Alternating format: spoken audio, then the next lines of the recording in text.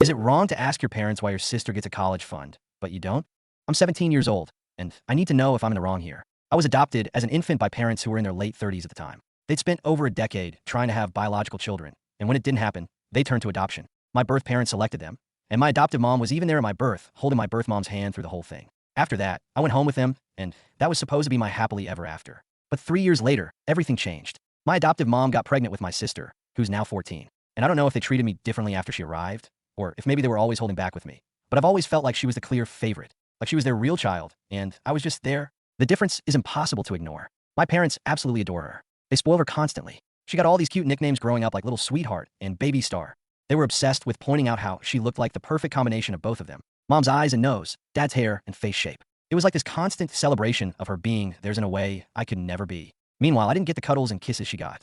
I didn't get one-on-one quality time with each parent like she did. I wasn't spoiled the way she was either. Don't get me wrong, they didn't completely ignore me. I got gifts on birthdays and holidays, but they spent less money on me and bought fewer things for me overall. Maybe it's because I'm a guy and she's a girl, I honestly don't know. But I tried telling my parents multiple times that I felt left out, and they never changed anything. They never even acknowledged whether what I was saying was true or not. It was just this dismissive, oh, before they moved on to something else. My sister noticed the difference too, and she wasn't kind about it. She used to tell me she wished she had a real sibling instead of a fake one. She'd say our cousins were her real family, not me. And speaking of cousins, a few of them used to rub it in my face that my parents finally had their real kid and would send me back if they could. My whole family knew they said these things, but nobody ever seemed to care enough to stop it. About a year ago, I overheard my parents talking to my aunt about a huge college fund they had set up for my sister.